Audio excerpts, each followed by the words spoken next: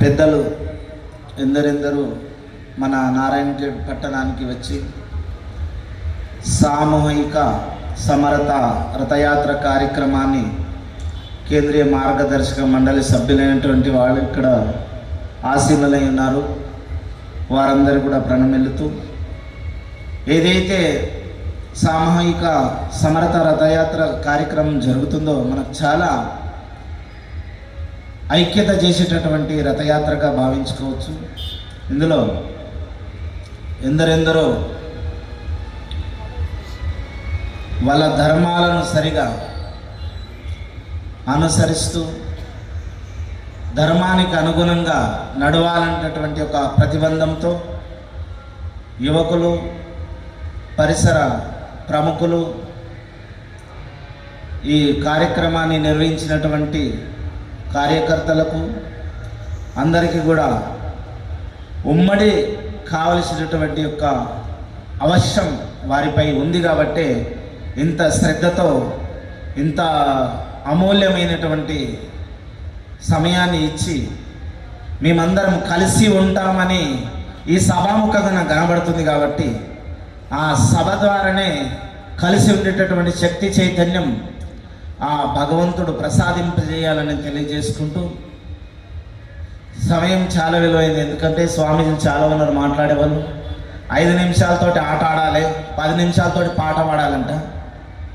ఎందుకంటే 5 నిమిషాలు ఉన్నది కాబట్టి మనం ఏం ఆడాలో నేర్చుకోవాలి. 10 నిమిషాల టైం ఉన్నది కాబట్టి ఏం పాట పాడాలి. పాట పాడినాక చెవులు లేకపోతే మనం పాడి కూడా దండిగే వాళ్ళు వినస్తో వినరావు. మరి ఆట ఆడేటందుకు కాళ్ళు చేతగాని వాళ్ళు ఉండరు కొందరు. అట్లా స్టెప్ వేస్తుందో నేను ఆడినట్లు ఆడదు, తెలియదు కదా. అందుకే మనకు చాలా సమయం ఈరోజు మనకు భవ్యమైనటువంటి దివ్యమైనటువంటి సమయంగా ఇదే ఐక్యత భావంతో వర్గాలుగా, కులాలుగా, మతాలుగా ఎన్ని ఏమైనప్పటికీ కూడా ఒక్కొక్క కులాలు ఒక్కొక్క పని గురించి ఉన్నాయి. ఆ కులాలను పక్కన పెట్టి సామూహిక సమరత రథయాత్ర అనేటటువంటి యొక్క దాన్ని దృష్టిలో ఉంచుకొని మనమంతా వసుదైక కుటుంబం, హిందూ బాయి బాయి, అవతలోడు బాయి బాయి గారు, హిందువులు బాయి బాయి అనేటటువంటి ప్రేమానురాగంతో మెసిలేటటువంటి సత్శక్తి సదబుద్ధి శ్రీరామచంద్రుడు ప్రవేశిస్తాడని తెలియజేసుకుంటూ ఆ సమయాన్ని వినియోగపరచుకోవాలి. ఇక మైకు పట్టుకుంటే ఏమొస్తాయో తెలివై ఆ మైకు అవల్లుమంట డివెల్లుమంటది. ఉన్న వాళ్ళకి లేదని భయము, లేనోనికి ఉన్నదని భయం. దొంగ వాళ్ళకి దొర భయం, దొర వాళ్ళని దొంగ భయం అంట. ఏమన్నా మా రేవనాలు కలుగుతారేమో అని కొందరికి భయం ఉంటుంది. ఏమన్నా ఉన్నాయి పోతే ఏమనంట కొందరికి భయం ఉంటుంది. అంటే భయం అవసరం లేదు. మనమందరం భక్తి చైతన్యం వైపుకు నడవాలి. నాలోన, నీలోన, మనలోన భేదభావాలను బయట పెట్టినప్పుడు మాత్రమే మనం అందరం బాగుపడతామనేటటువంటి ఒక సంకల్పం ఉండాలి. మనలో దృఢ నిశ్చత, ఐక్యత, ప్రతిబంధత ఎప్పుడైతే మనం ముందుకు తీసుకెళ్లేటటువంటి యొక్క బరువు బాధ్యత నాది, నా దేశము, నా ధర్మము, నా సంస్కృతి అనేటటువంటిది మనలో కలుగుతుందో అప్పుడు మనం ముందుకు వెళ్ళగలుగుతాం. కానీ వాడకొక్క మినిస్టరు, గల్లీకొక్క మినిస్టరు, తమలపాకుకొక్క మినిస్టరు, సున్నంకాయకొక్క మినిస్టర్ అంటే ఈడ సున్నాతులు చేసుకొని కూసోలబడుతుంది. ఎందుకంటే బహుశా ఉన్నది చెప్తే ఊరికి కోపం అంట. ఆనాడు సరి పరిపాలన చేసి 894 సంవత్సరాల పాల్కురికి సోమనాథ కవి వారు విశ్వానికే విశ్వగురు బసవన్న ఆయన ఉన్నప్పుడు ఆయన విలువను గ్రహించలేరు మనవాడు. బసవ కళ్యాణ్కి వెళ్ళి కూడల సంఘం దాకా వెళ్ళాడు. ఎందుకొరకు వీళ్ళని ఐక్యం చేయాలని చెప్పి. ఏ విధంగా? మాలలింగం, మాదిగలింగం, బుడుగాజంగం అందరికీ లింగాలు ఇచ్చుకుంటా, లింగ పూజ చేయించుకుంటా అన్ని కులాలను ఏకం చేసి కాయకమే కైలాసం అని చెప్పి నిమ్మ పాద శనర నింద నమ్మ కూడల సంగమదేవ అని చెప్పి ఎవరైతే నీ పాదములను చేరాలనుకుంటున్నారో, ఎవరు నీ భజన చేయాలనుకుంటారో వాళ్ళందరూ నీ అంశీయులు అని చెప్పి వెలుగు చాటి చెప్పినటువంటి వాడు విశ్వగురు బసవన్న.